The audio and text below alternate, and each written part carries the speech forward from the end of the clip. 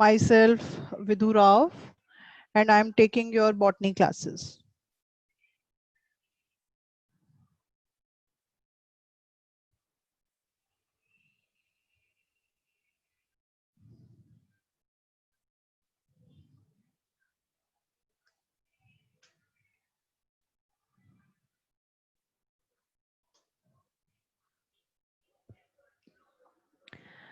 Today is our 6th class of botany, and our today's topic is transport in plants and mineral nutrition.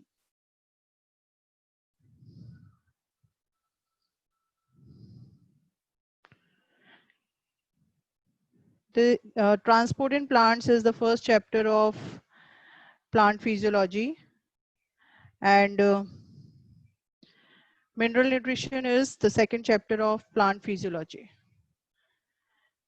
In our today's class, we will do these two topics, and according to the अगर in view of NEET examination या अगर competitive exam की बात करें, medical entrance की बात करें, तो दोनों चैप्टर्स ट्रांसपोर्ट इन प्लांट से 1 to 3 क्वेश्चंस और मिनरल न्यूट्रिशन से भी 1 to 3 क्वेश्चंस का वेटेज है. अगर हम पिछले 7-8 साल के पेपर को ऑब्जर्व करें तो दोनों चैप्टर्स का total weightage 2 to 4 questions.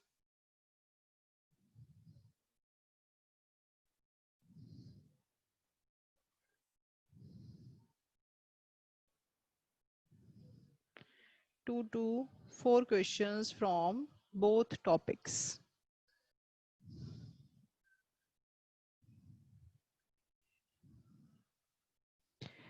First topic is transport in plants.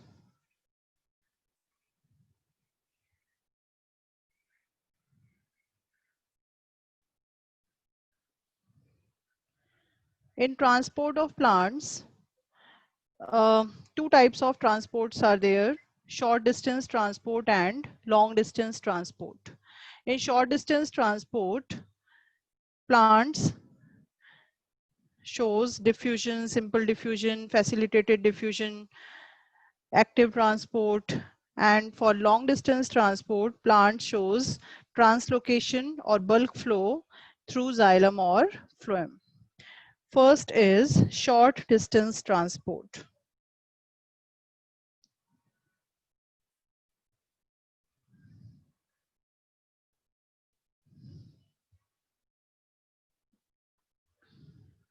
Short distance transport. Short distance transport आपको 3 टाइप के करने हैं: simple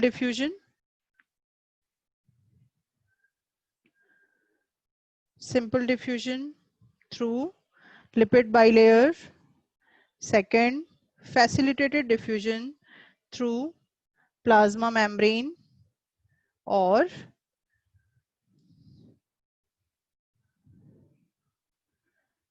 these are facilitated diffusion. And third is active transport.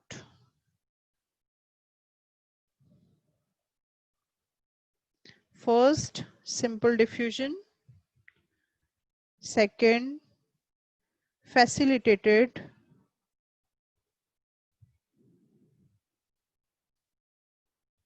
diffusion. And third is active transport.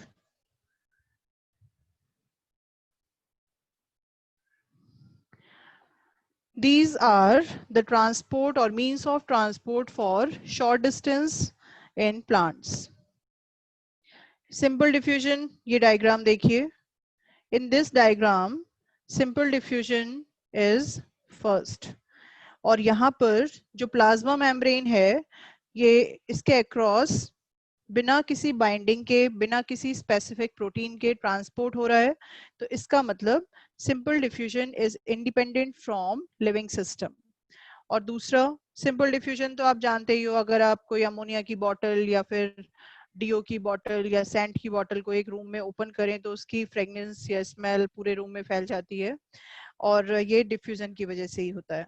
Plants में simple diffusion gaseous transport के लिए होता है, और फैसिलिटेटेड डिफ्यूजन आप देख रहे हैं कि फैसिलिटेटेड डिफ्यूजन ट्रांसपोर्टर प्रोटीन्स के थ्रू हो रहा है। ये ट्रांसपोर्टर प्रोटीन्स नॉन स्पेसिफिक भी हो सकते हैं, मतलब ये किसी भी मॉलिक्यूल को ट्रांसपोर्ट कर सकते हैं, या फिर ये स्पेसिफिक भी हो सकते हैं, मतलब ये किसी स्पेसिफिक शेप और साइज के मॉलिक्यूल या आयन को ही ट्रांसपोर्ट करेंगे। तो facilitated diffusion is specific because it occurs through the specific proteins of plasma membrane. और वाटर के ट्रांसपोर्ट में, जब वाटर का ट्रांसपोर्ट होता है प्लांट्स में, तो वो भी फैसिलिटेटेड डिफ्यूजन के थ्रू होता है। और वाटर ट्रांसपोर्ट के लिए जो स्पेसिफिक प्रोटीन्स हैं, पोर्स हैं, उनको बोलते हैं एक्वापोरीन्स। One aquaporine या one water channel is made up of 8 different type of aquaporines. 8 different types of aquaporine form one water channel.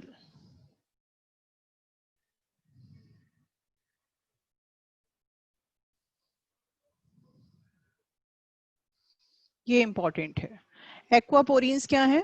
These are huge pores or proteins which can transport the water molecules. ये जो facilitated diffusion है, facilitated diffusion can be classified into two categories, uniport और co-transport. Co-transport के दो types हैं, antiport और symport. This is co-transport. Co-transport में दो types हैं, one antiport and other is symport. और uniport का मतलब शायद सभी को पता होगा। को ट्रांसपोर्ट में एंटीपोर्ट अगर दो से ज्यादा मॉलिक्यूल्स या मतलब एक से ज्यादा मॉलिक्यूल या आयन या कंपाउंड एक ही मेम्ब्रेन प्रोटीन से ट्रांसपोर्ट हो रहा है अपोजिट डायरेक्शन में, तो उसको बोलते हैं एंटीपोर्ट। और सिम्पोर्ट अगर सेम डायरेक्शन में ट्रांसपोर्ट हो रहे हैं तो। और अगर ये फैसिलिटेटेड डिफ्यूजन हो रहा है, तो फैसिलिटेटेड डिफ्यूजन में क्या होगा? फैसिलिटेटेड डिफ्यूजन में ये A high concentration to their low concentration transport होंगे, और B भी high concentration to low concentration transport होंगे, because facilitated diffusion is passive process. Diffusion is passive and independent from living system. Facilitated diffusion is also passive. Passive का मतलब है कि इनमें energy का कंजप्शन नहीं होगा, और दूसरा एनर्जी का कंजप्शन ना होने के साथ साथ इनमें along the concentration gradient transfer होगा, मतलब high concentration to low concentration.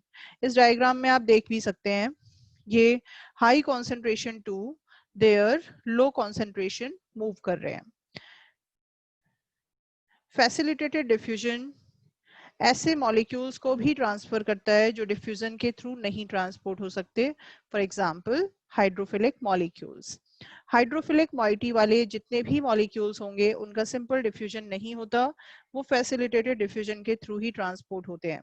Active transport के नाम से ही आपको पता चल रहा है, एक्टिव ट्रांसपोर्ट इज एक्टिव, मतलब इसमें इनटेक ऑफ एनर्जी कंजप्शन होगा।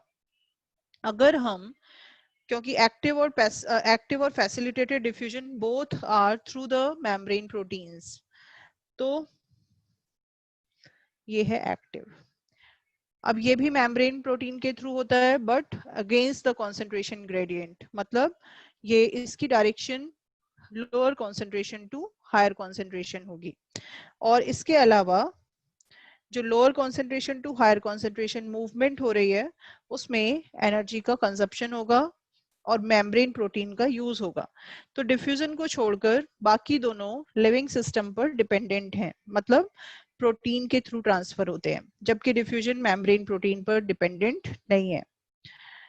और एक्टिव ट्रांसपोर्ट और फैसिलिटेटेड डिफ्यूजन दोनों के दो टाइप्स हैं, यूनिपोर्ट और को ट्रांसपोर्ट। अब अगर मैं इस एंटीपोर्ट और सिम्पोर्ट को एक्टिव ट्रांसपोर्ट बोलूं तो मुझे क्या करना पड़ेगा, higher concentration lower concentration to higher concentration करना पड़ेगा। मतलब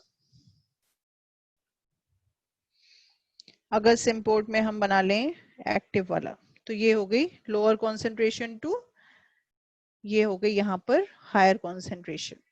अगर इस तरह से हो रहा है तो एक्टिव ट्रांसपोर्ट है, और अगर हायर टू लोअर हो रहा है तो इसका मतलब ये फैसिलिटेटेड डिफ्यूजन है।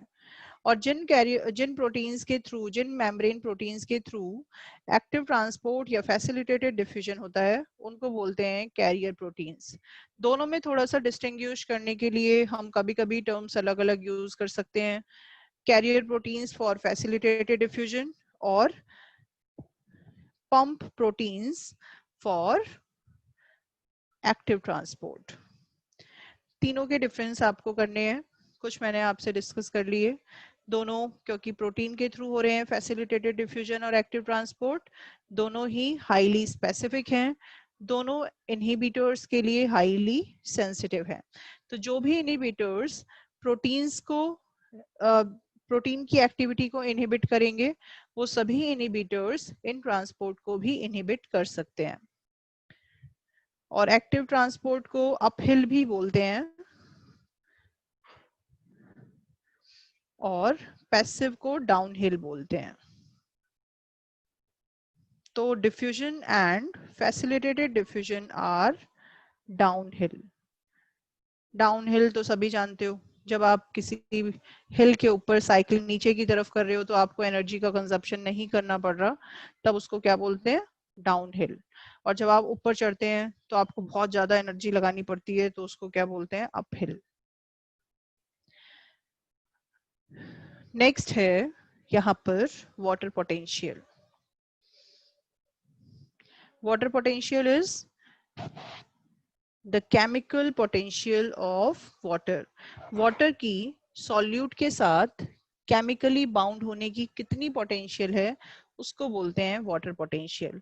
प्योर सॉल्वेंट की, प्योर वाटर की वाटर पोटेंशियल 0 होती है, क्योंकि आप सभी जानते हैं H2O की फॉर्म में वो पहले से ही कोवेलेंट बॉन्ड के साथ अटैच्ड है तो उसको जरूरत तो नहीं है किसी की भी।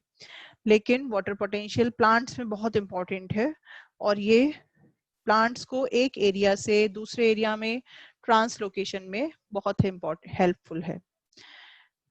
Water potential is chemical potential of water.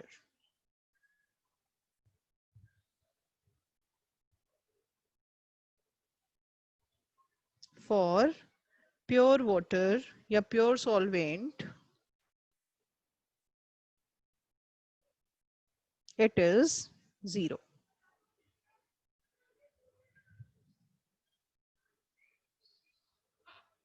यहां पर देखिए वाटर मूव किधर होता है। वाटर का मूवमेंट हमेशा high water potential to low water potential होगा। क्यों? जहां पर हाई वाटर पोटेंशियल है वहां पर देखिए सॉल्यूट मॉलिक्यूल्स ज्यादा हैं। मैंने आपको बोला कि water potential is chemical potential of water, तो यहाँ पर ज्यादा वाटर मॉलिक्यूल्स फ्री हैं इसमें ए में इन कंपैरिजन टू बी।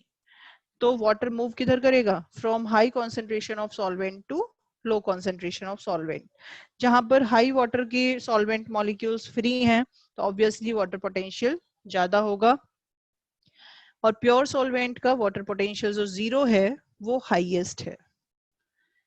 तो जितने ज्यादा सॉल्यूट आप डालते जाओगे उतना ही कम वाटर पोटेंशियल होता जाएगा, और कम कितना होगा, मोर नेगेटिव। जैसे जैसे नंबर ऑफ सॉल्यूट्स बढ़ेंगे water potential will be more and more negative. Water potential is equal to pressure potential and solute potential. Pressure potential क्या होता है? Pressure potential is always equal to turgor pressure. Turgor pressure is Tp और turgor pressure की value flaccid cell के लिए कितनी होती है, 0, और फुल्ली टर्जिड सेल के लिए फुल्ली टर्जिड में मैक्सिमम वाटर है तो मैक्सिमम टीपी होगा and maximum TP is equal to OP. OP is osmotic pressure. Osmotic pressure को वैसे हम पाई से रिप्रेजेंट कर सकते हैं. और प्लाज्मोलाइज्ड सेल के लिए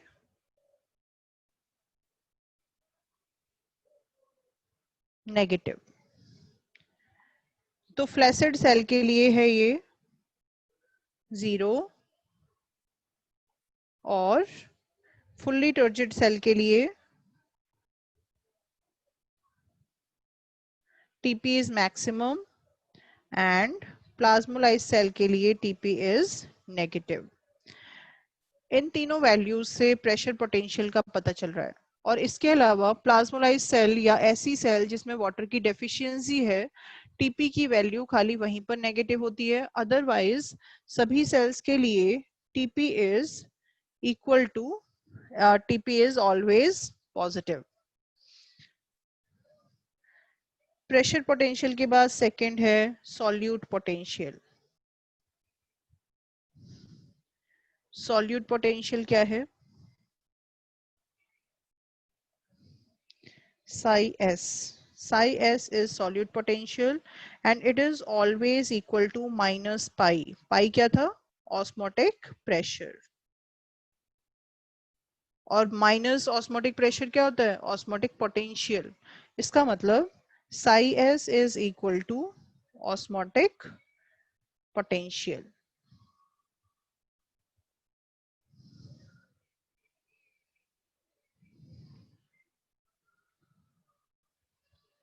यहां मैं ब्रैकेट में लिख भी देती हूँ. Osmotic potential is equal to minus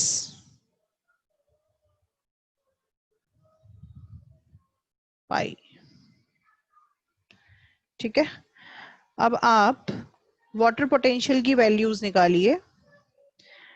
अच्छा, और ऑस्मोटिक प्रेशर और टर्गो प्रेशर इन पर डिपेंडेंट है डीपीडी. तो ये डीपीडी क्या है? यहां साइड में ले लेते हैं. DPD is OP minus TP. तो आप इस फॉर्मूले, जो दोनों फॉर्मूले पैरेलल में लिखे हुए हैं, वाटर पोटेंशियल का और डीपीडी का, इससे आप डीपीडी और वाटर पोटेंशियल का रिलेशनशिप निकाल सकते हो.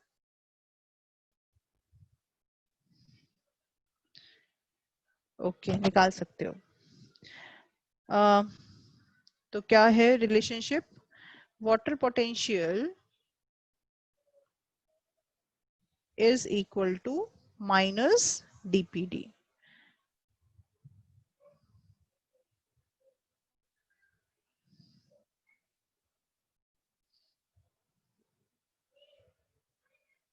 This relationship is important. अब आपको ये पता चल गया कि वाटर पोटेंशियल और डीपीडी एक ही हैं, खाली साइन का डिफरेंस है. तो मतलब DPD is positive, water potential is negative. अगर किसी सेल में डीपीडी 2 है तो इसका मतलब उसका वाटर पोटेंशियल -2 होगा. तो आप फटाफट तीनों सेल्स के लिए वाटर पोटेंशियल और डीपीडी की वैल्यू निकालिए. Water potential and DPD for कौन सी तीनों सेल्स हैं? फ्लैसिड सेल, दूसरी है टर्जिड सेल और थर्ड है plasmolysed cell.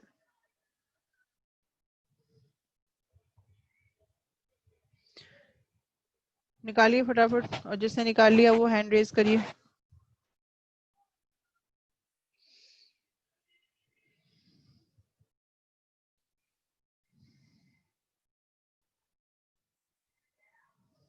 Good.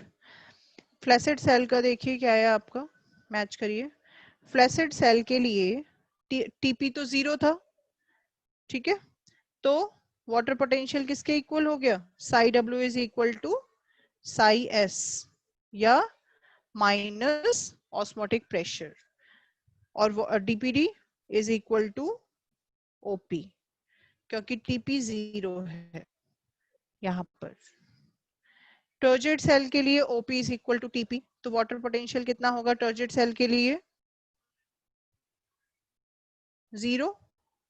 OP is equal to TP है, तो वाटर पोटेंशियल इज 0।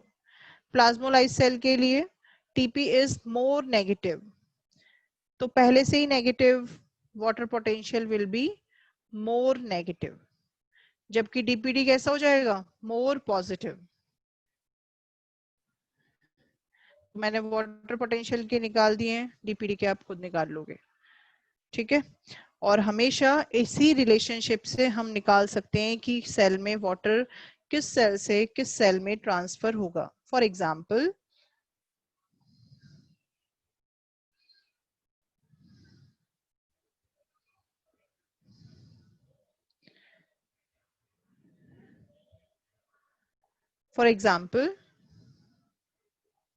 मान लीजिए एक एग्जाम्पल है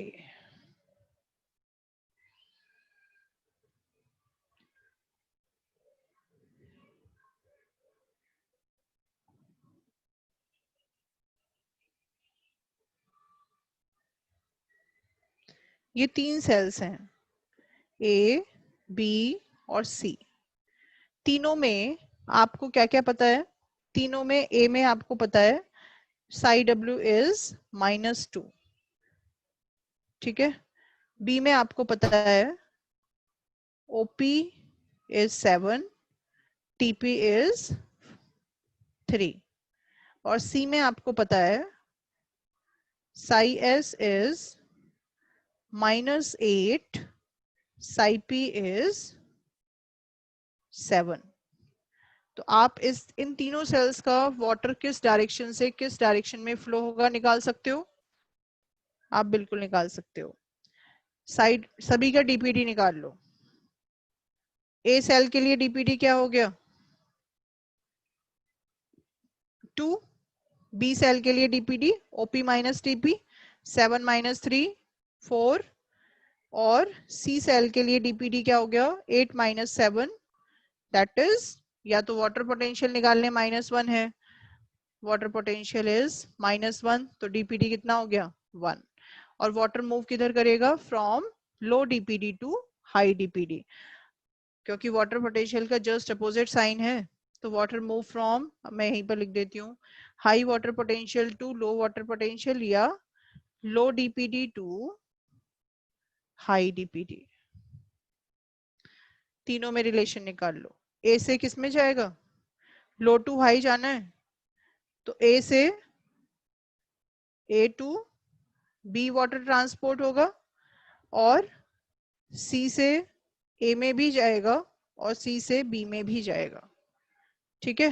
तो ये इसका फ्लो का आंसर होगा। कई बार ये पूछ लिया जाता है कि डीपीडी पता है हमें 2 सेल्स का, तो दोनों में डायरेक्शन बताओ वाटर फ्लो का क्या होगा, ए टू बी होगा या बी टू सी होगा, इस टाइप से।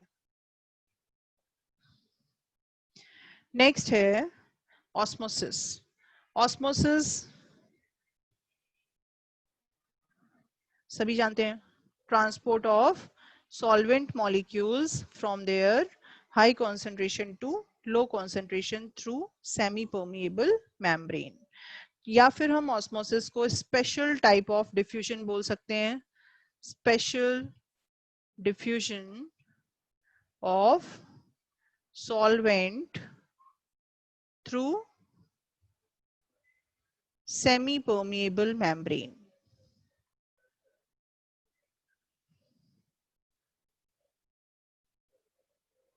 या SPM, सेमी परमिएबल मेम्ब्रेन। अब देखिए, ऑस्मोसिस की वजह से वाटर 3 तरह के सॉल्यूशन होते हैं, कौन कौन से, आइसोटोनिक, हाइपरटोनिक और हाइपोटोनिक। हाइपोटोनिक सभी के नाम से आपको पता चल रहा है, आइसो मींस सेम, तो जब 2 सॉल्यूशंस की कॉन्सेंट्रेशन सेम हो तो उसको आइसोटोनिक बोलते हैं, और जब दोनों सॉल्यूशंस की कॉन्सेंट्रेशन सेम है तो जितना वाटर बाहर आएगा उतना ही वाटर अंदर जाएगा, तो obviously cell remains in flaccid condition isotonic solution में। हाइपोटोनिक में क्या होगा, लो कॉन्सेंट्रेशन वाले सॉल्यूशन में अगर रख दिया, लो कॉन्सेंट्रेशन सॉल्यूशन क्या होता है, जिसमें सॉल्वेंट ज्यादा हो, तो सॉल्वेंट मूव करेंगे from their high concentration to low concentration, और सेल का क्या होगा, सेल बिकम्स टर्जिड, ज्यादा पानी भर जाएगा। और अगर हाइपरटोनिक सॉल्यूशन में रख दिया तो क्या होगा, प्लाज्मोलाइसिस। प्लाज्मोलाइसिस बहुत इंपॉर्टेंट है, और प्लाज्मोलाइसिस किस तरह की सॉल्यूशन में रखने से हो रही है, when cell is kept in hypertonic solution.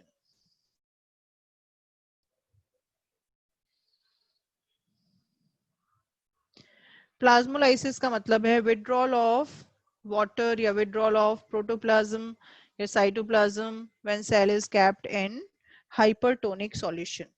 तो इसमें सबसे पहले वाटर साइटोप्लाज्म से निकलेगा, फिर वैक्यूल से निकलेगा, फिर सेल ऑर्गेनेलीज से निकलेगा।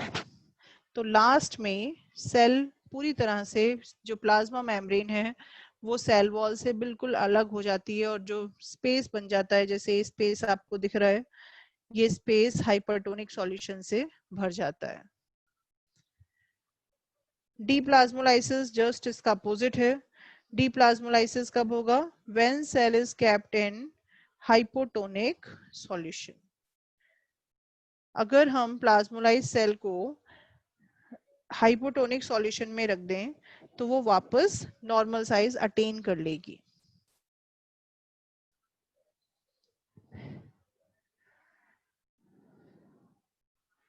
नेक्स्ट है, ये छोटे छोटे प्रोसेस हैं खाली।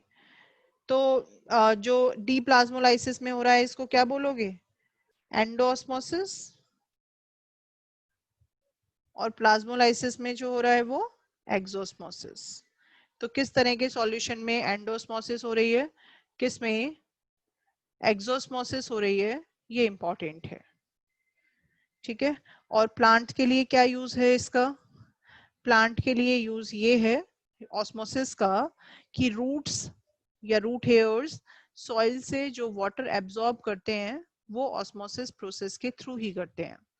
और वाटर मूव करता है फ्रॉम, अब देखिए लो डीपीडी टू हाई डीपीडी था, तो डीपीडी किस पर डिपेंडेंट था, लो डीपीडी कब होगा, जब ऑस्मोटिक प्रेशर लो हो। तो वाटर मूव कहां से कहां तक करेगा, low osmotic pressure to high osmotic pressure. Next है ऐसे ही एक और डिफ्यूजन का प्रोसेस, इम्बाइबिशन।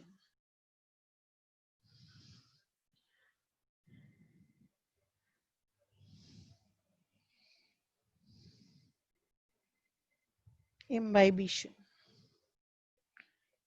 इम्बाइबिशन क्या है, ये भी स्पेशल टाइप का डिफ्यूजन है,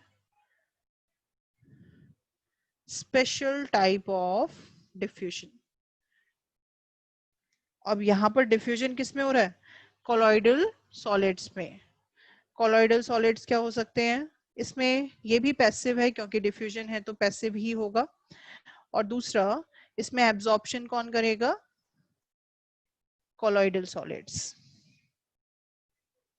It involves adsorption as well as absorption.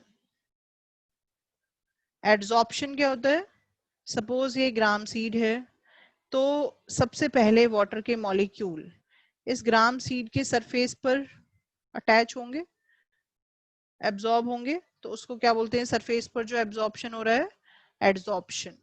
फिर ये जब सरफेस पर अपने स्टिक होकर पूरी तरह से अपना लिए जगह बना लेते हैं, तब ये छोटी छोटी कैपिलरी ट्यूब्स के थ्रू अंदर एंटर करना शुरू करते हैं। तब जब अंदर ट्रांसपोर्ट हो रहा है वाटर का, एब्जॉर्प्शन हो रहा है, तो उसको क्या बोलेंगे, absorption. Inside the surface is absorption, on the surface is adsorption. This is imbibition. Imbibition आपने नॉर्मली देखा है ग्राम सीड्स को या किसी भी पल्सेस के सीड्स को अगर आप वाटर में सोक करें तो वो वॉल्यूम इंक्रीज हो जाता है उनका और वो थोड़े सॉफ्ट हो जाते हैं because of the entry of water. तो वो जो सॉफ्ट हो रहे हैं या वाटर एब्जॉर्ब कर रहे हैं, दिस प्रोसेस इज इम्बाइबिशन। और इम्बाइबिशन से चेंजेस क्या होंगे? एक तो वॉल्यूम बढ़ जाता है, इंक्रीज इन वॉल्यूम। दूसरा, वाटर की जो काइनेटिक एनर्जी है वाटर मॉलिक्यूल्स की, वो हीट एनर्जी की फॉर्म में कन्वर्ट हो जाती है। और प्रेशर का डेवलपमेंट होता है। मतलब अगर आप ग्लास की बॉटल में बहुत सारे पल्सेस के सीड्स डाल दो और मिनिमम रिक्वायर्ड वाटर डाल दो तो वो पूरी की पूरी बॉटल भर गई हो, तो ग्लास की जो बॉटल है इतना प्रेशर डेवलप होगा इम्बाइबिशन से कि ग्लास की जो बॉटल है वो ब्रेक भी हो सकती है। तो एंशियंट टाइम में रॉक्स को ब्रेक करने के लिए, रॉक्स में थोड़े थोड़े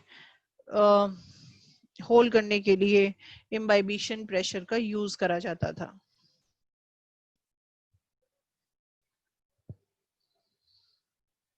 नेक्स्ट है मैकेनिज्म ऑफ वाटर ट्रांसपोर्ट। अब लॉन्ग डिस्टेंस ट्रांसपोर्ट आ गए। अभी तक तो आपके छोटे छोटे जो प्रोसेस चल रहे थे वो थे शॉर्ट डिस्टेंस ट्रांसपोर्ट वाले। इसके बाद है long distance transport. Long distance transport में वाटर ये जो ट्रांसपोर्ट मैकेनिज्म है सबसे पहले यही है। सभी को ध्यान होगा कि वाटर ट्रांसपोर्ट में जो मैकेनिज्म है दो टाइप की हैं, सिम्प्लास्टिक एंड एपोप्लास्टिक। ये डायग्राम तो आपको देखे हुए लग ही रहे होंगे।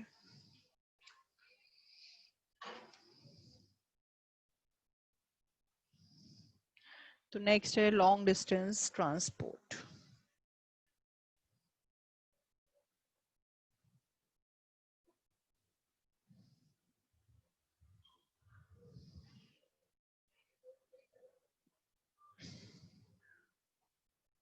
सबसे पहले water. Long distance transport of water के टू मेथड्स हैं। There are two different methods. One symplastic pathway and second is apoplastic pathway. symplastic इनमें से एक्टिव पाथवे है और एपोप्लास्टिक इज पैसिव पाथवे। इसमें देखिए कि सिम्प्लास्ट किसके थ्रू होता है? सिम्प्लास्ट इज थ्रू साइटोप्लाज्म और apoplast is through cell wall. तो जो भी एम्प्टी स्पेस है, सेल वॉल है या इंटरसेलुलर स्पेसेस हैं, उनके थ्रू जो ट्रांसपोर्ट होगा दैट इज एपोप्लास्टिक। और क्योंकि ये एम्प्टी स्पेस से हो रहा है तो ये पैसिव है। सिम्प्लास्टिक पाथवे साइटोप्लाज्म के थ्रू हो रहा है। साइटोप्लाज्म के अलावा और क्या क्या हो सकता है? साइटोप्लाज्म के अलावा हो सकते हैं प्लाज्मोडेस्मेटल पोर्स, जो दो नेबरिंग सेल्स को आपस में कनेक्ट करते हैं। और क्या हो सकता है? और हो सकता है प्लाज्मा मेम्ब्रेन। Plasma membrane. तो symplastic pathway is the transport of water through cytoplasm, plasma membrane and plasmodesmata। यहाँ पर आप देख सकते हैं कि रूट हेयर से, सपोज ये रूट हेयर है, रूट हेयर से जो वाटर अंदर एंटर हुआ, ये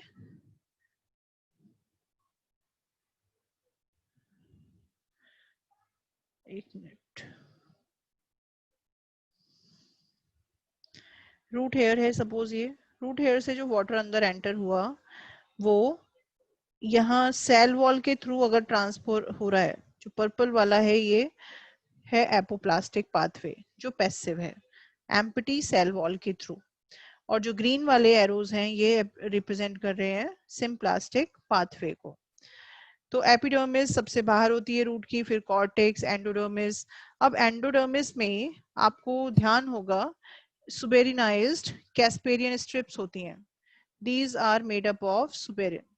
और suberin is 100% impermeable for water. तो मैंने आपको एनाटॉमी में भी बताया था कि endodermis of root check point का काम करती है, और because of the presence of suberinized Casparian strips. तो कैस्पेरियन स्ट्रिप जो वाटर इम्परमेबल हैं, ये एपोप्लास्टिक तो कंटिन्यू नहीं होने देंगी, है ना। और जब ये एपोप्लास्टिक कंटिन्यू नहीं होने देंगी तो क्या होगा, यहां से ज्यादातर प्लांट्स में रूट हेयर से लेकर एंडोडर्मिस तक एपोप्लास्टिक पाथवे होता है, और उसके बाद एपोप्लास्टिक नहीं होता, ये एपोप्लास्टिक नहीं है, this is not apoplastic.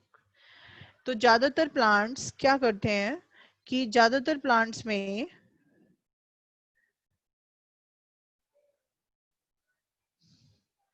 And epidermis से एंडोडर्मिस की सेल वॉल तक, यहां तक कैसा हो गया, एपोप्लास्टिक पाथवे।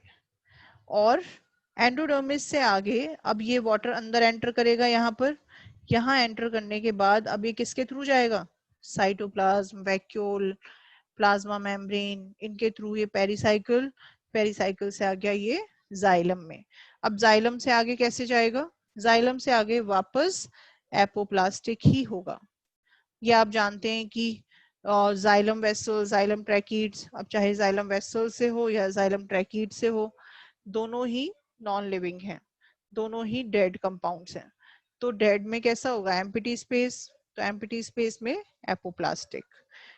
तो एपिडर्मिस से एंडोडर्मिस तक एपोप्लास्टिक, और फिर एंडोडर्मिस से जाइलम तक सिम्प्लास्टिक पाथवे ज्यादातर प्लांट्स फॉलो करते हैं to use their minimum required energy.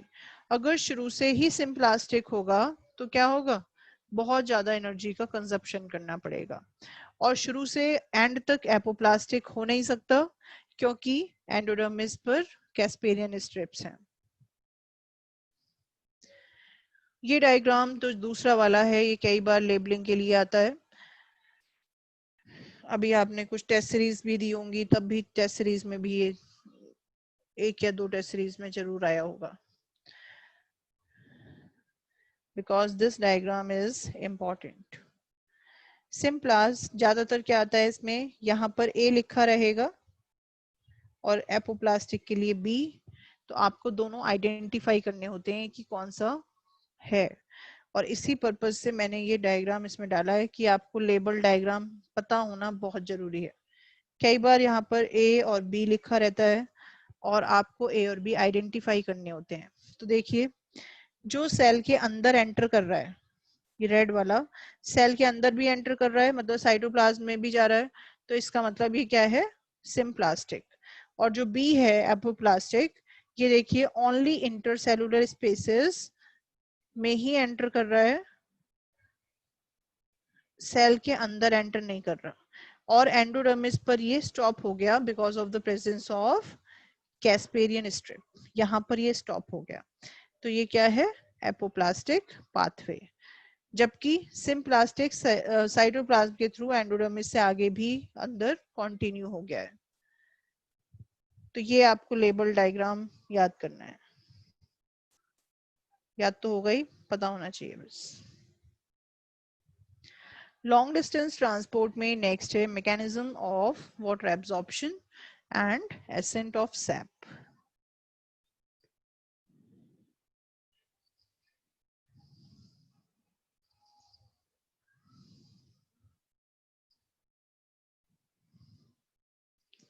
And accent of SAP. अब मैंने ये दोनों एक साथ ही क्यों लिखे हैं, क्योंकि ये ट्रांसपिरेशन के थ्रू दोनों ही क्लोजली रिलेटेड हैं।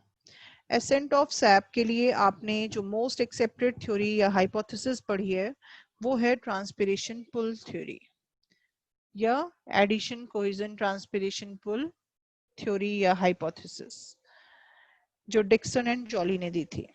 तो उसी से ही मैं मैकेनिज्म भी आपको बता दूंगी। Transpiration pull theory. It was given by Dickson and Joly.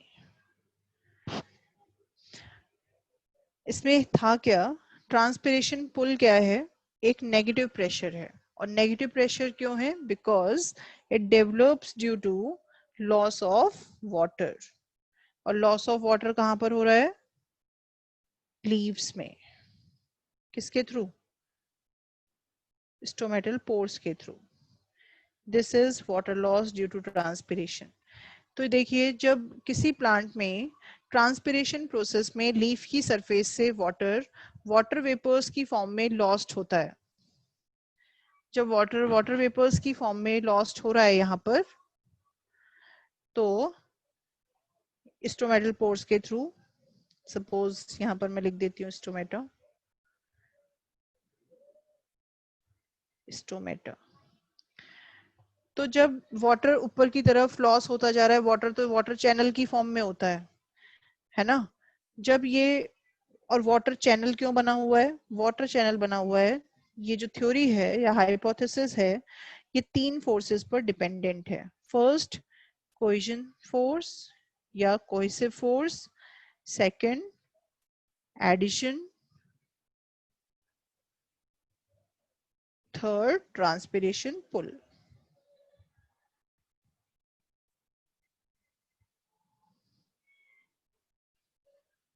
तीनों से शायद आप फैमिलियर होंगे ही, फिर भी मैं एक बार बता देती हूँ. Cohesion is force of attraction between similar molecules. तो वाटर का वाटर मॉलिक्यूल से जो अटैचमेंट है, अट्रैक्शन है, फोर्स है, जिससे वो अटैच्ड है आपस में, वो है cohesive force between same molecules.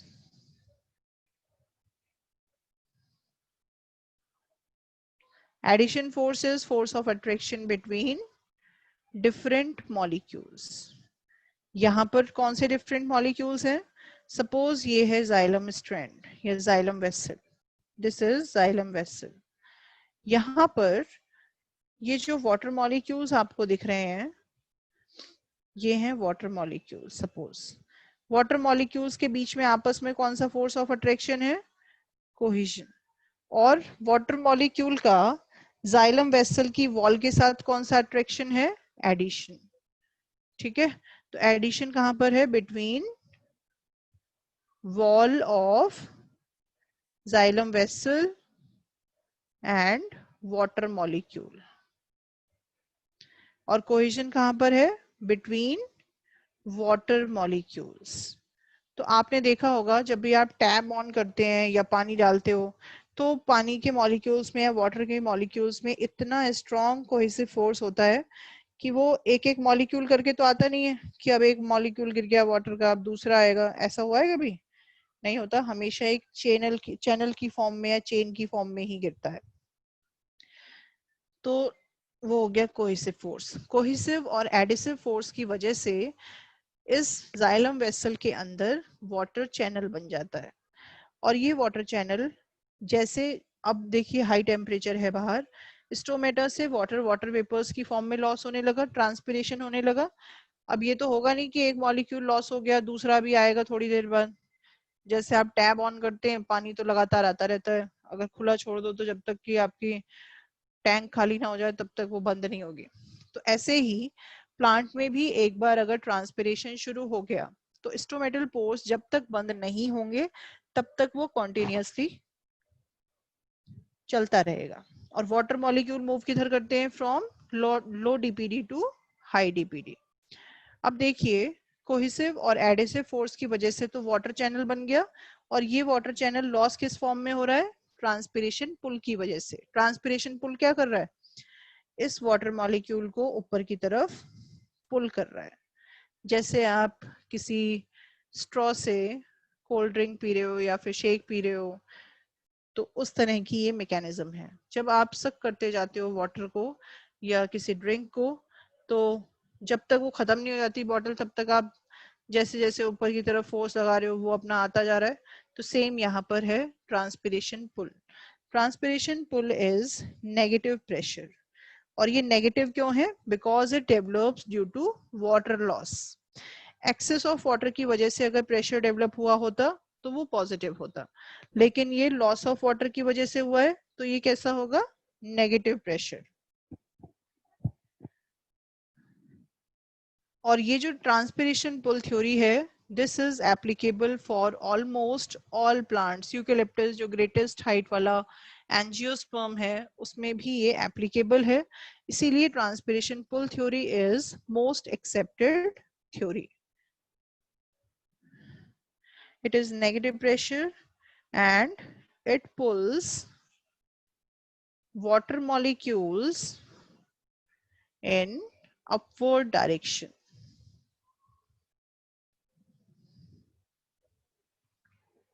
ठीक है? And this theory is applicable for tall plants also. Otherwise इससे पहले जो रूट प्रेशर थ्योरी आई थी, कैपिलरी ट्यूब थ्योरी आई थी, जो आपने शायद पढ़ी होंगी, लेकिन अब इतनी इंपॉर्टेंट नहीं है एग्जामिनेशन पॉइंट ऑफ व्यू से, तो वो एप्लीकेबल नहीं हो रही थी टॉल प्लांट्स पर, लेकिन ये एप्लीकेबल है।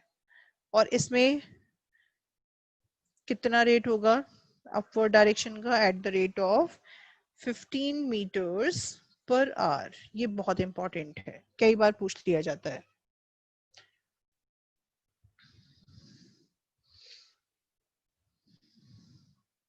और वाटर किधर से किधर मूव करेगा? हमेशा water translocates from low DPD to high DPD. अब आप सोच रहे होंगे कि अब ये लो डीपीडी हाई डीपीडी कैसे ट्रांसपिरेशन से हो गए? अब देखो, जब इन सेल्स, ये जो सेल्स हैं, यहाँ से जब वाटर लॉस हो गया स्टोमेटल पोर्स के थ्रू, तो ये अपनी नेबरिंग सेल से लेंगे, और नेबरिंग सेल से वाटर कब आएगा?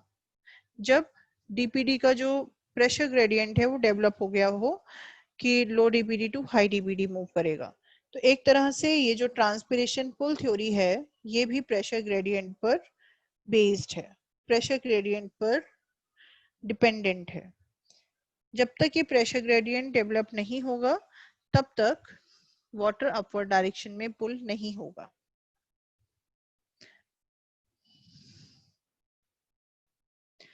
नेक्स्ट है, एक और आपने पढ़ा होगा topic, root pressure. Root pressure theory है वैसे तो, लेकिन यहाँ रूट प्रेशर ही पढ़ लीजिए। रूट प्रेशर क्या था? Root pressure is positive hydrostatic pressure. और डेवलप क्यों होता है ये? Develops due to excess accumulation of water, due to accumulation of excessive water around roots. Roots के अराउंड अगर लार्ज अमाउंट में वाटर एक्सेस में एक्यूमुलेट हो जाए, तो उसको बोलते हैं हाइड्रोस्टेटिक पॉजिटिव प्रेशर या रूट प्रेशर। ये पॉजिटिव क्यों है? ये पॉजिटिव इसीलिए है क्योंकि ये लार्ज अमाउंट ऑफ वाटर की वजह से डेवलप हो रहा है। जबकि ट्रांसपिरेशन पुल नेगेटिव क्यों था? बिकॉज वो एक्सेसिव लॉस ऑफ वाटर की वजह से डेवलप हुआ था। तो रूट प्रेशर हमेशा एक्टिव, जब देखिए ट्रांसपिरेशन पुल तो पैसिव एब्जॉर्प्शन को एक्सप्लेन कर रहा था। पैसिव एब्जॉर्प्शन क्यों था?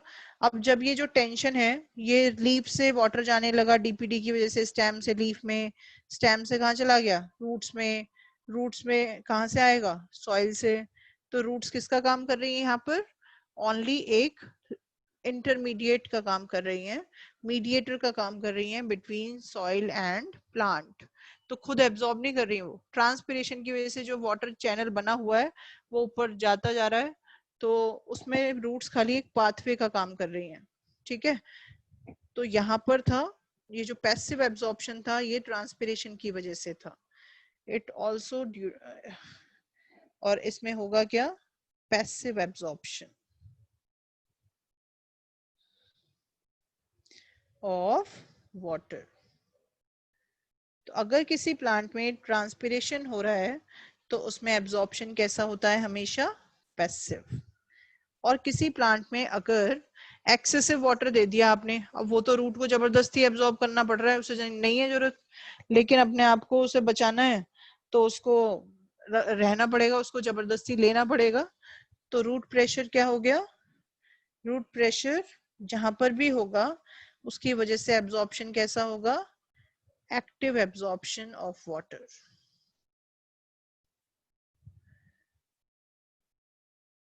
ठीक है, इसीलिए बोलते हैं ना कि बहुत ज्यादा भी पानी नहीं देना चाहिए प्लांट्स को, फिर वो उन्हें एक्टिवली एब्जॉर्ब करना पड़ता है। अदरवाइज अगर सॉइल के जो एयर, सॉइल पोर्स हैं, अगर सॉइल एयर के पोर्स के अंदर भी वाटर भर गया तो सॉइल एयर अवेलेबल नहीं होगी, और अगर सॉइल एयर अवेलेबल नहीं होगी तो रूट्स रेस्पिरेशन नहीं कर पाएंगी और रूट की डेथ हो सकती है। तो इसीलिए root pressure explains active absorption of water. Root pressure is, इसका सिग्निफिकेंस क्या है, आप जानते हो ड्रॉबैक की, शॉर्ट हाइटेड प्लांट्स के लिए ये एप्लीकेबल हो सकता है, क्योंकि इतना पानी तो आप बड़े प्लांट को दे नहीं सकते कि वो एक्सेस में उसमें रूट प्रेशर डेवलप हो जाए।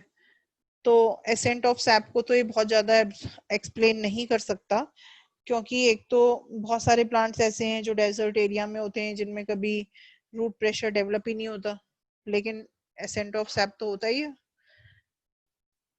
लेकिन इसका इम्पोर्टेंट सिग्निफिकेंस क्या है प्लांट के लिए, अगर बाय चांस जाइलम वेसल या जाइलम ट्रैकीड में वाटर चैनल ब्रेक हो गया है, तो उस ब्रेक, जो ब्रेक वाला वाटर चैनल है, उसके रिकॉन्टिन्यूएशन के लिए जो प्रेशर रिक्वायर्ड होगा वो रूट प्रेशर होगा। तो अगर कोई प्लांट टेम्परेरी विल्टिंग शो करता है या उसमें जाइलम वेसल या ट्रैकीड में बबल की फॉर्मेशन हो गई है, तब उसके लिए रूट प्रेशर हेल्प करता है for the recontinuation of water channel, important for recontinuation of water channel in xylem elements। Elements में मैंने एलिमेंट्स लिख दिया वेसल्स एंड ट्रैकिड्स के लिए। रूट प्रेशर की वजह से एक इम्पॉर्टेंट फिनोमिनन होता है प्लांट्स में जिसको गटेशन बोलते हैं। The reason of guttation is root pressure. और ये जो आप पिक्चर देख रहे हैं एक लीफ की जिसके ऊपर वाटर ड्रॉपलेट्स दिखाई दे रहे हैं, ये एक्चुअल में क्या है, guttation. Guttation is loss of water in the form of liquid droplets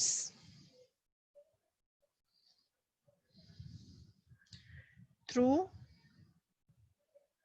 tips of veins and veinlets of lamina।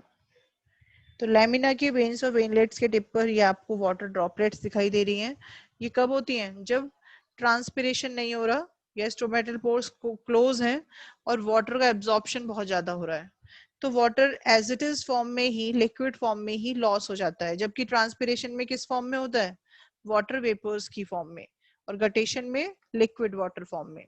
तो ट्रांसपिरेशन और गटेशन में एक और डिफरेंस क्या हो गया कि गटेशन में जो लॉस्ट वाटर होगा that is exactly same as absorbed water, जिसमें मिनरल्स भी होते हैं। जबकि ट्रांसपिरेशन में वाटर वेपर्स की फॉर्म में लॉस हो रहा है, तो वाटर प्योर फॉर्म में लॉस हो रहा है ट्रांसपिरेशन में।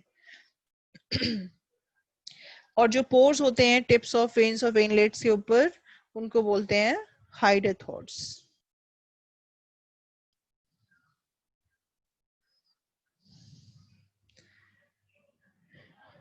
थ्रू हाइडेथॉड्स। और lost water is same as absorbed water।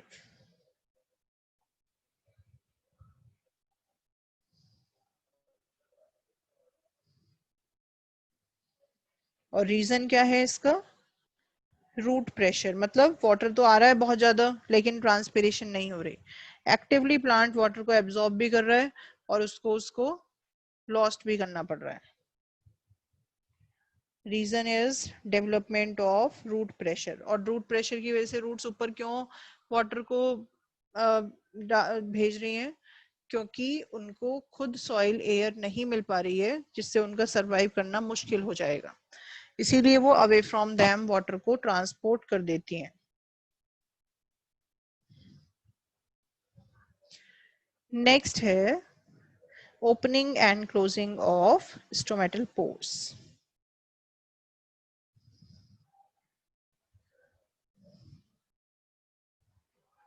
आपने स्टोमेटा की स्ट्रक्चर मैंने आपको कराई थी एनाटॉमी चैप्टर में। मोनोकॉट और डाइकॉट स्टोमेटा में तो डिफरेंस याद होगा ही, अगर याद है तो हैंड रेज करना। मोनोकॉट और डाइकॉट स्टोमेटा में क्या डिफरेंस होता है?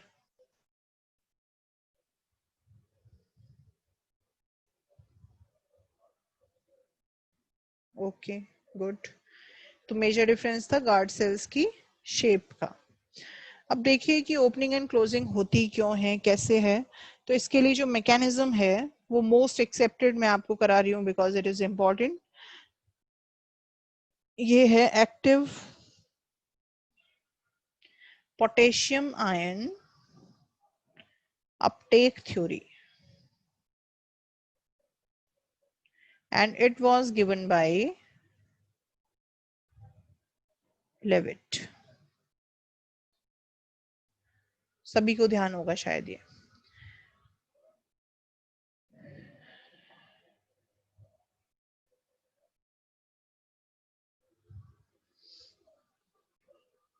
इसमें देखिए जो डायग्राम आपको दिखाई दे रहा है,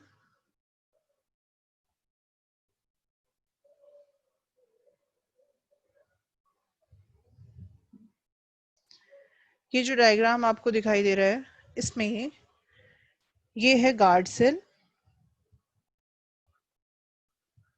दिस इज गार्ड सेल। तो ये हो गया गार्ड सेल का साइटोप्लाज्म, और इधर ये है गार्ड सेल की वैक्यूल। ठीक है, गार्ड सेल में या किसी भी सेल में, किसी भी सेल में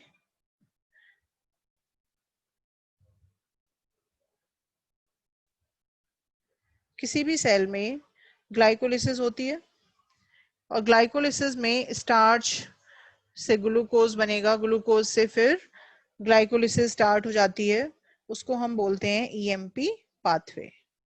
glycolysis is also called EMP pathway, या हम सीधा ग्लाइकोलिसिस भी लिख सकते हैं। तो ग्लाइकोलिसिस पूरी नहीं हो पाती because of the presence of enzyme PEPcase. ये पेपकेज एंजाइम जो गार्ड सेल्स में प्रेजेंट है वो पीईपी को, ये था पीईपी, ये है पीईपी, पीईपी को पायरुविक एसिड में या ग्लाइकोलिसिस को कंप्लीट नहीं होने देता है, और ये जो पेपकेज एंजाइम है ये पीईपी का कार्बोक्सिलेशन कर देता है। कार्बोक्सिलेशन का मतलब CO2 ऐड करा देता है, ये आपको याद भी होगा शायद C4 साइकिल का स्टेप है। तो कार्बोक्सिलेशन कराकर ये बना देता है इससे मैलेट या मैलिक एसिड। ठीक है, अब ये जो मैलिक एसिड है, ये मैलिक एसिड देखिए इस तरह से बन गया मैलिक एसिड। मैलिक एसिड का डिसोसिएशन होगा और हाइड्रोजन अलग और मैलेट आयन अलग।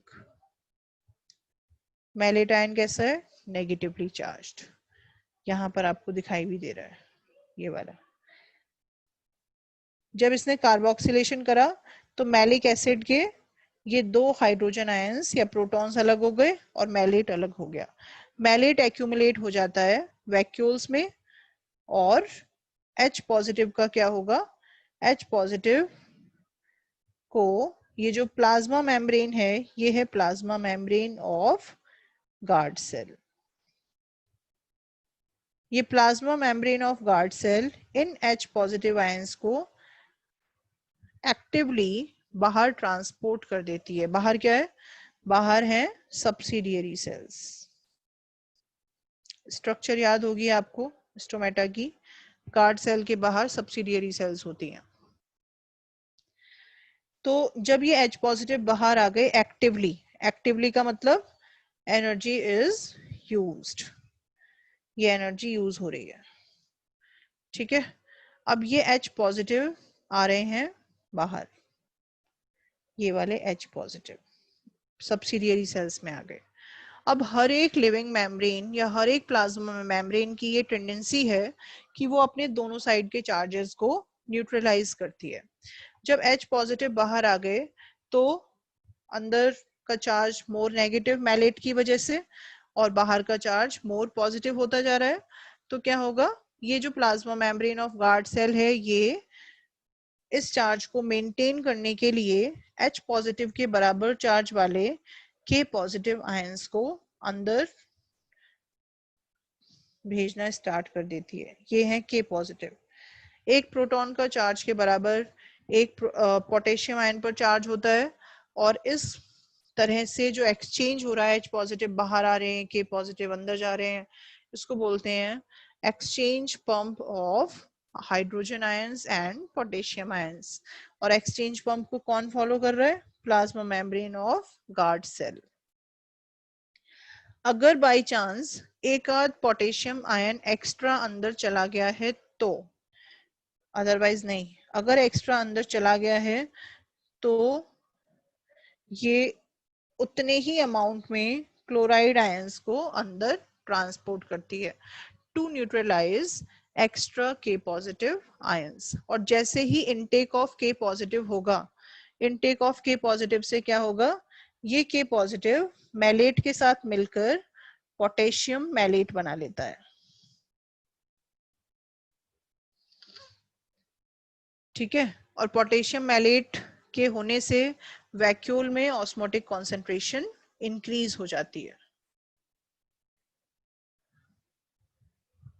सॉल्ट बन गया, सॉल्ट के बनने से ऑस्मोटिक कॉन्सेंट्रेशन इंक्रीज हो गई अंदर, और ऑस्मोटिक कॉन्सेंट्रेशन इंक्रीज होने से क्या होगा कि वाटर मूव करेगा from low concentration to high concentration.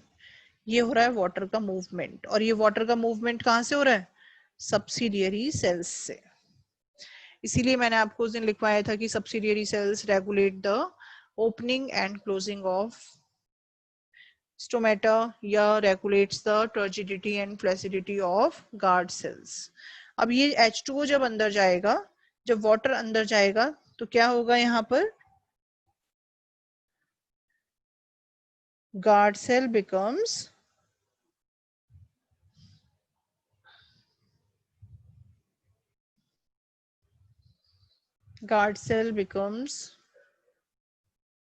turgid, और जब ये टर्जिड हो गई तो stomatal pore will open.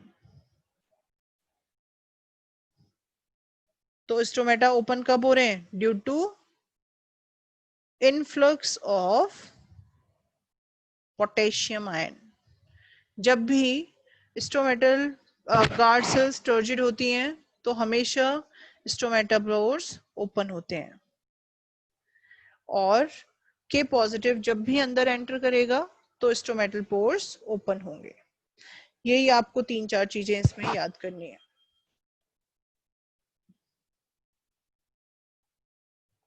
Next है phloem transport.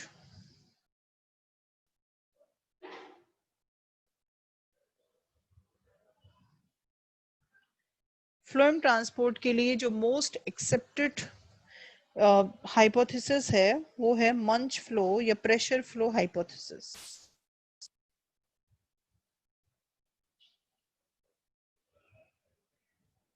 It was given by Munch.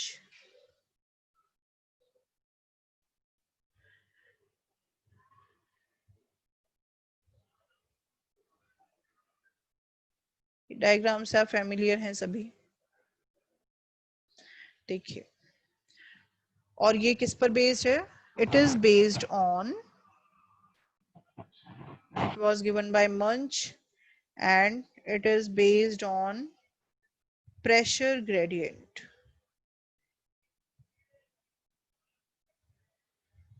और प्रेशर ग्रेडियंट कौन सा हो सकता है, टर्गर प्रेशर ग्रेडियंट या ऑस्मोटिक प्रेशर ग्रेडियंट, और दोनों का रिजल्टेंट डीपीडी, जो एक्चुअल में रिस्पॉन्सिबल है वाटर फ्लो के लिए, क्योंकि फ्लोएम ट्रांसपोर्ट में भी वाटर ही हेल्प करता है। और फ्लोएम ट्रांसपोर्ट सभी जानते हैं मल्टी डायरेक्शनल हो सकता है, और it is based on source and sink relationship.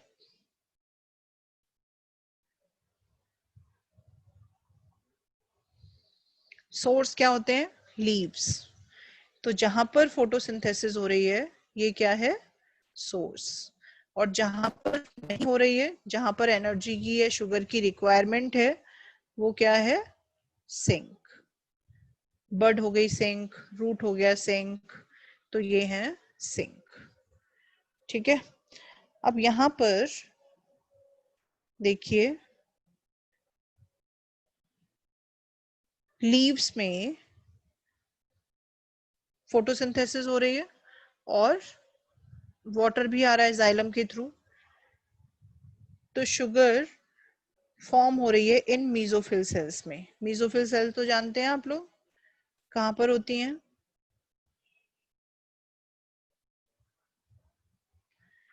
यहां पर हैं ये मीजोफिल सेल्स। इन मीजोफिल सेल्स में शुगर की फॉर्मेशन हो रही है, ठीक है, फोटोसिंथेसिस के थ्रू। अब जब शुगर की फॉर्मेशन हो गई तो ये शुगर सीव ट्यूब्स में अंदर एंटर करती है through osmosis. Sugar enters in sieve tube और वाटर फॉलोज बाय ऑस्मोसिस। तो शुगर ने एंटर कर दिया सीव ट्यूब्स के अंदर थ्रू कंपेनियन सेल्स, और दूसरा जाइलम जो नेबरिंग जाइलम है इस फ्लोएम का, उससे वाटर अंदर एंटर हो गया, तो सीव ट्यूब्स के अंदर क्या बन गया, शुगर सॉल्यूशन। और लीव्स का टर्गर प्रेशर हमेशा हाई क्यों होता है, हमेशा लीव्स का टर्गर प्रेशर हाई होता है बिकॉज लीव्स में एक तो ट्रांसपिरेशन की वजह से वाटर ऊपर आता ही जा रहा है, और जितना ज्यादा वाटर आएगा टर्गर प्रेशर उतना ही हाई होगा। तो शुगर यहाँ पर जब एंटर हुआ, इस वाले प्रोसेस को बोलते हैं phloem loading. Phloem loading, phloem loading is always active process. तो ये शुगर मीजोफिल सेल से जो अंदर एंटर कर रही है सीव ट्यूब में, ये एनर्जी कंजप्शन के साथ कर रही है। अब देखिए जब फ्लोएम में ये सभी शुगर आ गई, तो अब इसका ट्रांसपोर्ट स्टार्ट होगा शुगर सॉल्यूशन की फॉर्म में। शुगर के एंटर करने से क्या होता है, ऑस्मोटिक कॉन्सेंट्रेशन इंक्रीज हो जाती है, और नेबरिंग सेल से ऑस्मोसिस के थ्रू या नेबरिंग जाइलम से ऑस्मोसिस के थ्रू फ्लोएम में वाटर एंटर करता है, और यहाँ पर बन जाता है शुगर सॉल्यूशन। और ये जो शुगर सॉल्यूशन बनता है इसमें 90% तक शुगर ही होती है, ओनली 10% विल बी वाटर, और इसका मीडियम एल्केलाइन होता है। कई बार ये पूछा जाता है कि शुगर सॉल्यूशन का मीडियम कैसा है, एल्केलाइन है, क्योंकि इसमें वाटर एडेड है और वाटर में बहुत सारे मिनरल्स हैं जो इसको एल्केलाइन बना देते हैं। फ्लोएम लोडिंग के बाद अब पूरी तरह से लोडिंग हो गई, सी प्लेट के थ्रू, ये सिम प्लास्टिक मूवमेंट के थ्रू जो शुगर सॉल्यूशन है वो ट्रांसफर करने लगता है, और कहां पर ट्रांसपोर्ट करेगा, in the regions of sugar solution flows to regions of low turgor pressure। तो मैंने आपको पहले ही बोला कि this hypothesis is based on pressure gradient, और pressure gradient पर based है, तो इसका मतलब high turgor pressure to low turgor pressure sugar solution का movement होगा। और low sugar solution किधर है, या तो रूट में है या फिर बर्ड्स में है, तो दोनों तरफ वाटर शुगर सॉल्यूशन का मूवमेंट होगा प्रेशर ग्रेडियंट के बेसिस पर। और वहां जाने के बाद क्या होगा कि शुगर सीव ट्यूब से बाहर आ जाएगी, मेटाबॉलिज्म के लिए और स्टोरेज के लिए जो भी रिक्वायरमेंट है, और वाटर वापस एपोप्लास्टिक मूवमेंट से जाइलम में चला जाएगा और जाइलम से वापस लीव्स में। लीव्स में क्यों? क्योंकि वहीं पर ट्रांसपिरेशन हो रही है, वाटर लॉस हो रहा है, और दूसरा जाइलम का ट्रांसपोर्ट हमेशा यूनिडायरेक्शनल होता है और लीव्स में ही फोटोसिंथेसिस हो रही है जिसमें वाटर की रिक्वायरमेंट है। और यहाँ पर जब शुगर सॉल्यूशन वापस बाहर आएगा, इसको बोलते हैं फ्लोएम अनलोडिंग। फ्लोएम अनलोडिंग भी एक्टिव प्रोसेस है।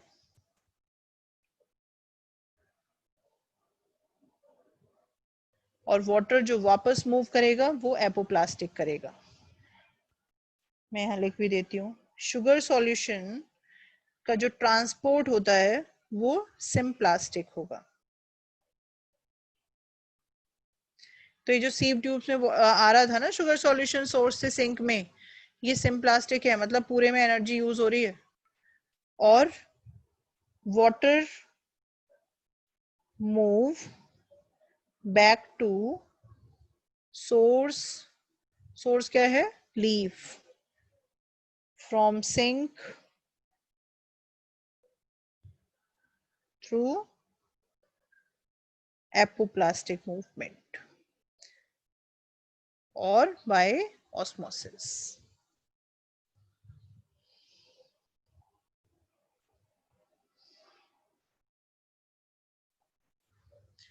तो फ्लोएम लोडिंग अनलोडिंग कैसे हैं, किस पर बेस्ड है ये थ्योरी या हाइपोथेसिस, किसने दी थी, शुगर सॉल्यूशन का नेचर क्या है, यही इंपॉर्टेंट पार्ट्स हैं इस चैप्टर में, इस टॉपिक में। नेक्स्ट टॉपिक है हमारा मिनरल न्यूट्रिशन।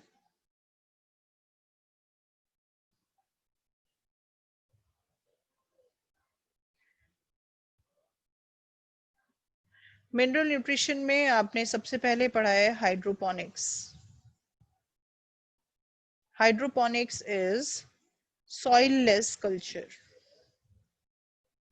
या सॉल्यूशन कल्चर। और हाइड्रोपोनिक्स को ही हम मिनरल न्यूट्रिशन में सबसे पहले क्यों पढ़ते हैं?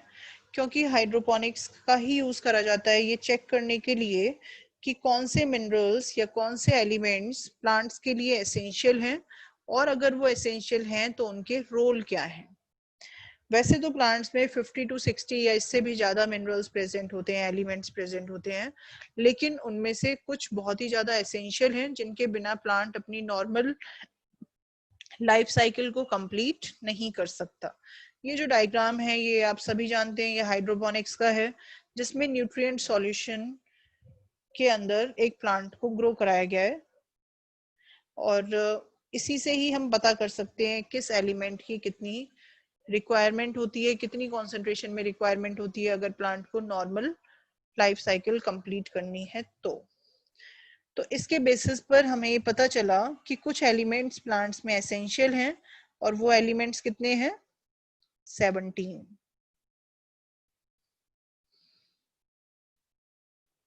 These elements are 17 क्योंकि इनमें एक जो रिसेंटली डिस्कवर्ड है वो माइक्रो एलिमेंट है, एंड दिस इज निकल।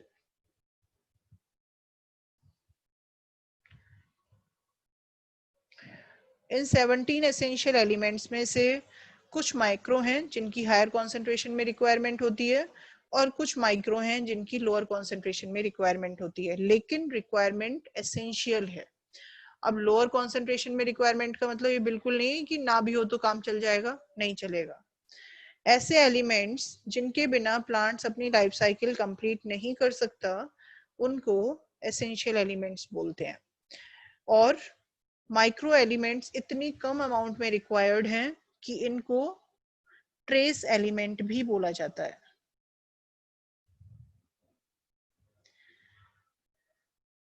डिफरेंसेस ये कॉन्सेंट्रेशन का है, बाकी रिक्वायरमेंट दोनों की बराबर है, दोनों का कोई ना कोई फंक्शन है ही।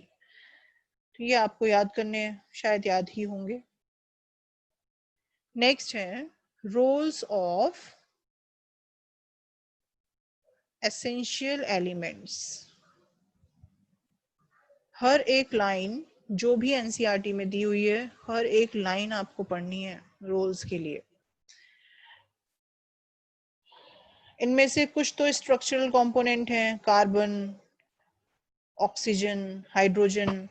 कार्बन, ऑक्सीजन, हाइड्रोजन को नॉन मिनरल एलिमेंट्स बोलते हैं, नॉन मिनरल एलिमेंट्स, क्योंकि हम मिनरल एलिमेंट्स उन एलिमेंट्स को बोलते हैं जो सॉइल से आ रहे हों, सॉइल से वाटर के साथ ही एब्जॉर्ब करे गए हों। लेकिन ये तीनों तो कार्बन कार्बन डाइऑक्साइड की फॉर्म में, ऑक्सीजन कार्बन डाइऑक्साइड की फॉर्म में या वाटर की फॉर्म में भी आ सकता है, हाइड्रोजन वाटर की फॉर्म में एब्जॉर्ब करते हैं प्लांट्स। तो जो सॉइल के ऊपर डिपेंडेंट नहीं है प्लांट जिस चीज के लिए, उनको नॉन मिनरल एलिमेंट्स बोलते हैं। Out of 17 essential elements, these 3 are non mineral. तो आपसे अगर पूछा जाए कि मिनरल एसेंशियल एलिमेंट्स कितने हैं, तो आप क्या बताएंगे? 14, नॉट 17। इसके बाद किसकी क्या क्या रिक्वायरमेंट है? नाइट्रोजन, सभी जितने भी बायोमोलिक्यूल्स हैं, प्रोटीन, डीएनए, आरएनए, जो भी इंपॉर्टेंट बायोमोलिक्यूल्स हैं, सभी का स्ट्रक्चरल कंपोनेंट है ये। फॉस्फोरस डीएनए आरएनए में स्ट्रक्चरल कंपोनेंट है। और पोटेशियम डीएनए की क्या बोलते हैं, बहुत सारे एंजाइम्स में एक्टिवेटर का काम करता है। अभी आपने देखा कि स्टोमेटा की ओपनिंग क्लोजिंग में भी हेल्प करता है। कैल्शियम, कैल्शियम तो स्ट्रक्चरल कंपोनेंट है। इसके अलावा ये सेल डिवीजन में जो स्पिंडल फाइबर्स बनते हैं उनकी फॉर्मेशन में भी इन्वॉल्व होता है।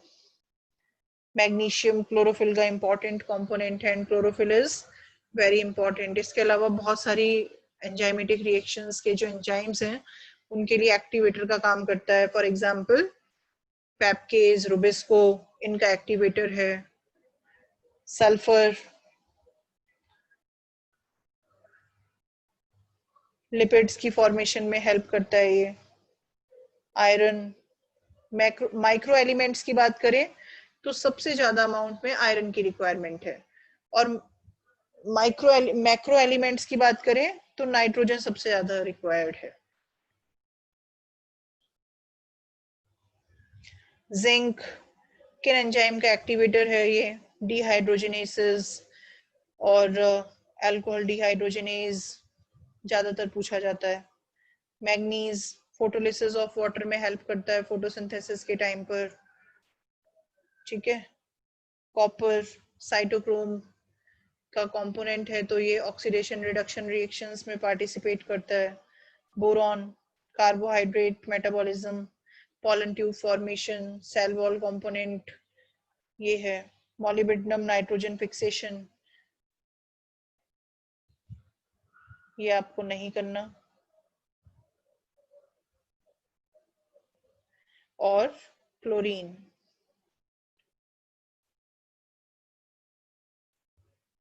इसके अलावा जो भी एनसीईआरटी में दिए हुए हैं वो सभी आपको याद करने हैं, ये इंपॉर्टेंट है, छोड़ना नहीं है। इनमें से एक क्वेश्चन जरूर आएगा।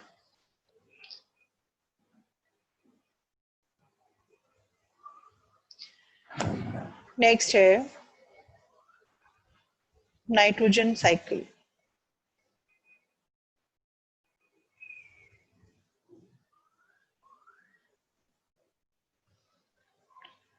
एटमॉस्फेरिक नाइट्रोजन लगभग 78% है नेचर में, और किस फॉर्म में है? Nitrogen gas, and triple bond N. और ये जो नाइट्रोजन है एयर में, वो हम तो ले सकते हैं, लेकिन प्लांट्स नाइट्रोजन के लिए किस पर डिपेंडेंट है? Plants are dependent on soil nitrogen. और ये सॉइल की नाइट्रोजन कहाँ से आएगी? सॉइल में जो नाइट्रोजन होगी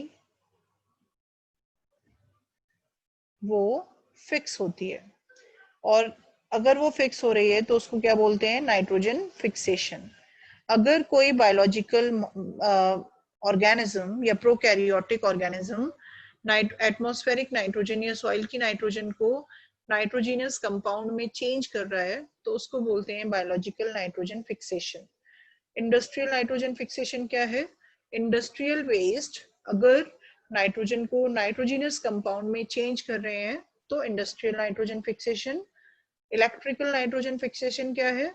अगर जो नेचुरल फिनोमेनन है जैसे लाइटनिंग, थंडरिंग, इनकी वजह से अगर नाइट्रोजन चेंज हो रही है नाइट्रोजीनियस कंपाउंड्स में तो उसको बोलते हैं इलेक्ट्रिकल नाइट्रोजन फिक्सेशन।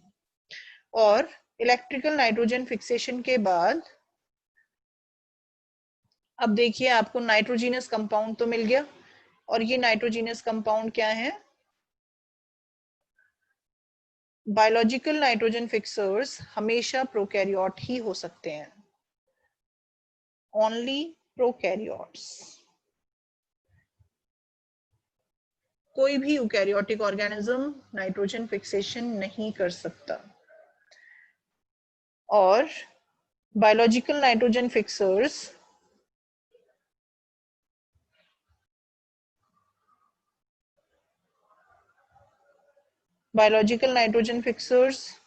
इसको चेंज करते हैं अमोनिया में। और इंडस्ट्रियल नाइट्रोजन फिक्सर्स भी एटमॉस्फेरिक नाइट्रोजन का रिडक्शन करते हैं in the form of ammonia NH3। लेकिन ज्यादातर प्लांट्स अमोनिया की फॉर्म में नाइट्रोजन को एब्जॉर्ब नहीं कर सकते, और ज्यादातर प्लांट्स नाइट्रेट की फॉर्म में ही नाइट्रोजन को एब्जॉर्ब करते हैं। तो नेक्स्ट स्टेप क्या होगा प्लांट्स के लिए? नाइट्रिफिकेशन। नाइट्रिफिकेशन क्या होता है? Nitrification is conversion of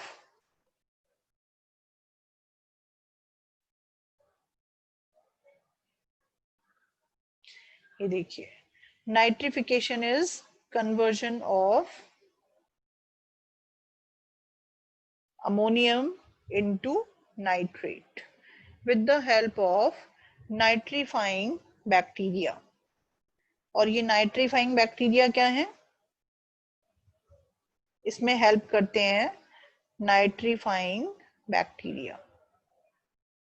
nitrifying bacteria के एग्जांपल्स नाइट्रोसोमोनास,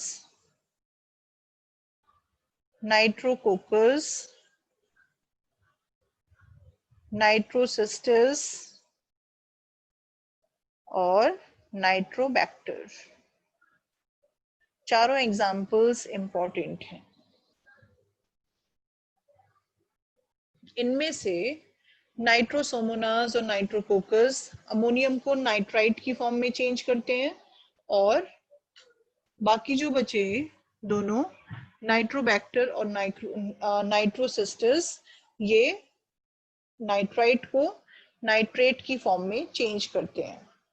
और यहाँ पर जब ये अमोनिया है, अमोनिया के साथ क्या क्या रिएक्शन होंगी? ये रिएक्शन होगी 4 ammonium with 7 O2 and 4 electrons will form 4 nitrates and then 4 nitrates with the addition of 2 O2 molecules। ठीक है, और यहाँ पर और रिलीज क्या होगा? यहाँ पर रिलीज हो जाएंगे 6 H2O molecules। कई बार ये रिएक्शन पूछ ली जाती है। और ये बैक्टीरिया है फर्स्ट स्टेप के लिए, यहाँ फर्स्ट और ये सेकंड, ये है फर्स्ट के लिए और ये है सेकंड के लिए, ये इंपॉर्टेंट है।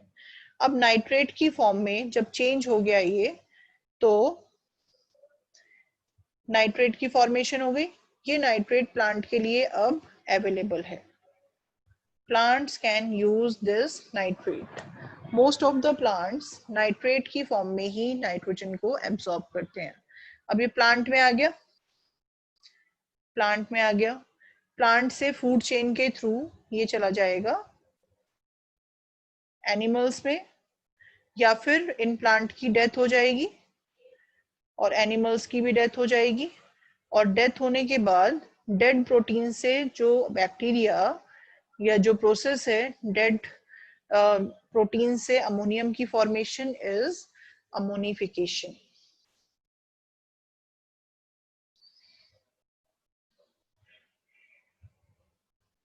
ये देखिए ammonification. Ammonification is by ammonifying bacteria. और अमोनिफिकेशन होता क्या है? Conversion of dead plants or animals into ammonium ion, or this conversion is called ammonification. और ये किसके थ्रू होगा? Soil bacteria. अमोनिफाइंग बैक्टीरिया के एग्जांपल्स हैं, अमोनिफाइंग बैक्टीरिया के एग्जांपल्स हैं Bacillus, ramosus, Bacillus vulgaris etcetera. ये है अमोनिफाइंग बैक्टीरिया के एग्जांपल्स. तो ये भी अमोनियम में बदल गया. अमोनियम फिर नाइट्रिफिकेशन के थ्रू बन गया नाइट्रेट, प्लांट बॉडी में चला गया. अब प्लांट बॉडी में जाने के बाद क्या हुआ इसका? ये इस तरह से यूज हो गया. अब कुछ बैक्टीरिया ऐसे भी हैं जो इन नाइट्रेट का या नाइट्रोजिनस कंपाउंड्स को वापस चेंज कर देते हैं एटमॉस्फेरिक नाइट्रोजन में. इनको क्या बोलते हैं? डीनाइट्रिफिकेशन या डीनाइट्रीफाइंग बैक्टीरिया.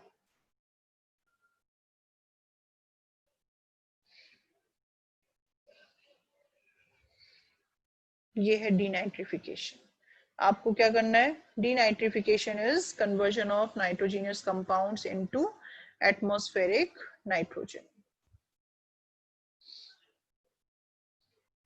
और डीनाइट्रीफाइंग बैक्टीरिया के examples by denitrifying bacteria. Example Pseudomonas denitrificans,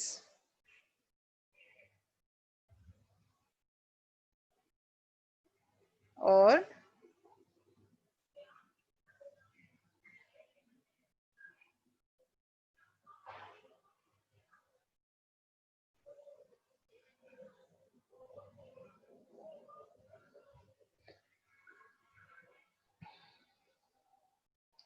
ये हो गया डीनाइट्रिफिकेशन.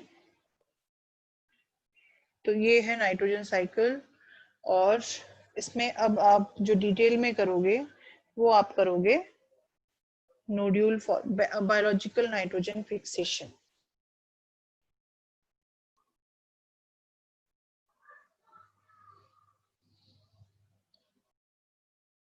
Biological nitrogen fixation.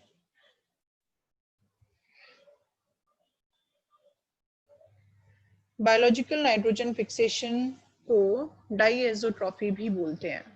तो जो भी ऑर्गेनिजम्स बायोलॉजिकल नाइट्रोजन फिक्सर्स हैं उनको डाईएज़ोट्रॉफ्स भी बोलते हैं. Diazotrophs are biological